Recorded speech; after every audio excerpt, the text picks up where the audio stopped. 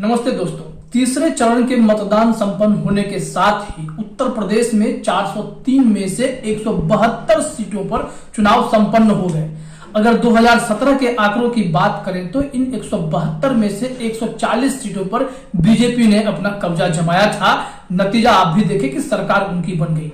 अब तीसरे चरण के मतदान के साथ ही तीसरे चरण में हुआ क्या, किसका दबदबा रहा और कौन सा महत्वपूर्ण इलाका था, किसके खाते में कितना वोट गया होगा, इन तमाम मुद्दों को लेकर थोड़ा देर से सही लेकिन हम आपके लिए विश्लेषण लेके आए हैं। जरा गौर से समझिएगा कि ये अनुमान क्या कहता है, जो वोटिंग परसेंटेज क्या कहते हैं, तो जो वोटिंग पैटर्न है वो क्या कहता है। इन तमाम पहलुओं को जब बारीकी से हमने समझने की कोशिश की तो इशारा साफ हो गया कि इस बार क्या होने वाला है। तो सबसे पहले आपको बता दें कि जो यह इलाका है थर्ड फेज का, इसमें 16 जिले 59 सीट थे और इसमें से 627 कैंडिडेटों की किस्मत ईवीएम में कैद हो गई।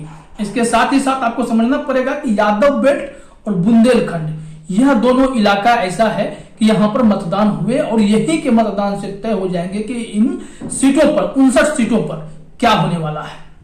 अब जरा समझिए कि चुनाव आयोग ने जो आंकड़े दिए आपको कि वोटिंग परसेंटेज पिछले के मुकाबले 2% कम बताए। इस बार 60.46% मतदान हुए। वहीं 2017 का अगर हम देखें तो 62.21% मतदान हुए थे, मतलब 2% का अंतर रहा।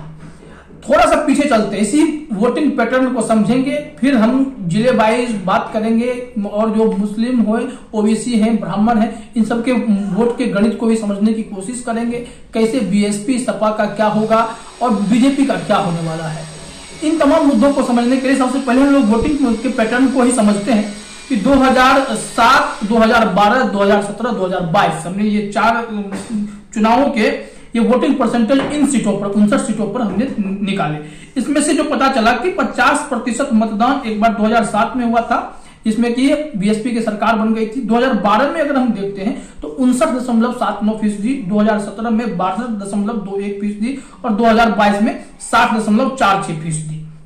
मतलब ये पैटर्न है कि वोटिंग परसेंटेज अगर इजाफा अगर हो रहा है तब तो विपक्ष का फायदा है, अगर उतना ही है, कम हो रहा है तो माना जाता है कि जो सत्ता में बैठे लोग हैं वो अपना पद जो है बचाव कर सकते हैं, अपनी कुर्सी बचा सकते हैं, ऐसा एक अनुमान माना जाता है। इस बार जो पैटर्न है 2012 का पैटर्न देखिए, 59.79% जब मतदान हुआ था तो उस वक्त बीजेपी की हम बात करें 2012 की, माफ कीजिएगा, 2012 में अगर 59 सीटों पर हम कैलकुलेशन देखते हैं तो सपा के खाते में 37 सीटें और बीजेपी के खाते में 8 सीटें गई थी। वहीं हमारे पास जो आंकड़ा है बीएसपी को 10, कांग्रेस को 3 सीटें 2012 में। जब 2017 में आते हैं तो जैसे ही 59 से जब 62 हो गया था, वोटिंग परसेंटेज जब बढ़ गया था तो उस वक्त बीजेपी के खाते में 49 सीटें चली गई थी। सपा के हिस्से मात्र 8 और कांग्रेस और एसपी के मात्र हिस्से जो है 1-1 सीटें, बीएसपी के हिस्से 1-1 सीटें आई थी, कांग्रेस और बीएसपी के हिस्से।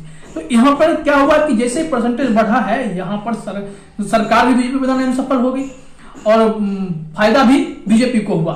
2017 में 12 में सपा को फायदा हुआ 59%। 2007 में जब हम देखते हैं तो इसी 59 सीट पर जब हम देखते हैं तो बीएसपी को 28 सीटें मिली थी, सपा को 17, बीजेपी को 7।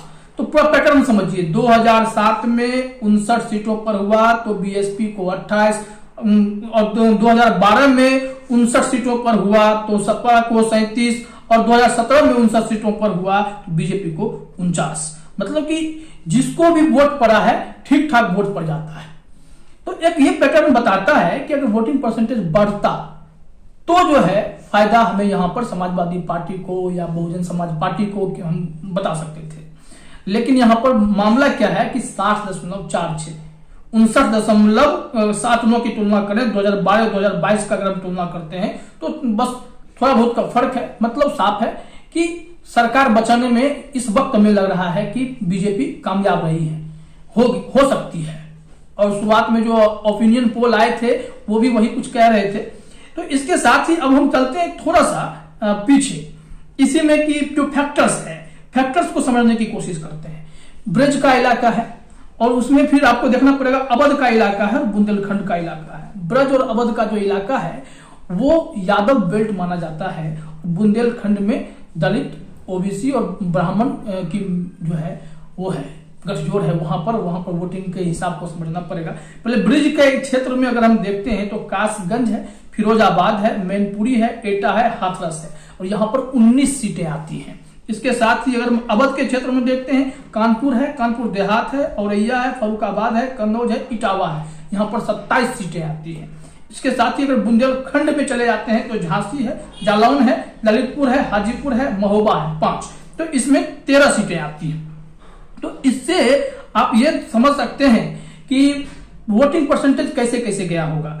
अब हम इस पूरे गणित को जरा समझाने की आपको कोशिश करते हैं कि जो कासगंज, फिरोजाबाद, मैनपुरी, एटा, हाथरस यानी ब्रज, फिर अवध में जो हमने इलाका आपको बताया कानपुर, कानपुर देहात, औरैया, फर्रुखाबाद, कन्नौज और इटावा, तो इसको हम समझते हैं। जो हमारे पास जो डेटा है तो ब्रज और अवध का जो बेल्ट है इसमें कहा जाता है कि यह यादवों का पकड़ यहाँ पर सपा के पास था। तो उस वक्त जो है 2017 में बीजेपी ने दिमाग लगाया कि गैर यादव ओबीसी जो होंगे उनको टारगेट किया जाए और उसमें वो सफलता पाए थे, क्योंकि वहां पर सपा पकड़ होने के बावजूद 8 सीटों पर सिमट के रह गई थी। और कारण भी था, चाचा के साथ लड़ाई, सपा में ही सिर्फ फुटबॉल की स्थिति उस वक्त उत्पन्न हो गई थी। लेकिन इस बार चाचा भतीजा साथ हैं, मुलायम सिंह का निर्देशन है, सब कुछ है, तो इसमें लग रहा है कि इतना आसान भी बीजेपी के लिए राय है नहीं। लेकिन वोटिंग परसेंटेज का हिसाब अगर देखें तो बीजेपी के लिए थोड़ा फायदा दिखाई पड़ता है, लेकिन ऐसे अगर समझने की कोशिश करें तो इस बार राय इतनी आसान नहीं है। वहीं अगर बुंदेलखंड के क्षेत्र को हम देखने की कोशिश करते हैं, हमने बताया कि बुंदेलखंड में भाजपा के लिए क्या है कि दलित, ओबीसी, सवर्ण, यहाँ पर पहले बसपा का कभी राज हुआ करता था और बसपा का राज जो है वहां पे गड़बड़ हो गया, बीजेपी को थोड़ा सा यहाँ पे फायदा मिला बुंदेलखंड में भी। और इस बार भी स्थिति कमोबेश कुछ दिखाई पड़ रही है कि बीजेपी के पाले में जो ये मतदान प्रक्रिया जो है इसको पैटर्न को समझने की कोशिश करें तो वोटर्स उनकी तरफ थोड़ा गए होंगे। और दलित सीटों पर जो वोटिंग पैटर्न रहा, थर्ड फेज में 16 जिलों में से 9 जिलों पर 25% जो आबादी है अनुसूचित जाति की है और वहां पर भी वोटिंग ठीक ठाक हुए हैं। अगर उसी में से अगर हम देखें तो दलित समाज के लिए 15 सीटें 59 में से सुरक्षित की गई थी। यहाँ पर आप 15 सीटें उनके लिए थी, दलित समाज के लिए। तो यहाँ भी वोटिंग का हिसाब किताब देखा जाए तो ठीक ठाक वोटिंग परसेंटेज दलित का बढ़ा है, दलित प्लस यादव ने वोट बढ़ाया है। और मुस्लिम प्रभाव वाली सीट पर भी कुछ खास प्रभाव मुस्लिम इस बार दिखाई नहीं दे रहे थे। कानपुर बताया जाता है कि 18%, कन्नौज 16% मुस्लिम इलाका है, जिसमें अगर देखा जाए तो सपा के मुस्लिम और यादव समीकरण जो है वहां पर वोट दिए हैं।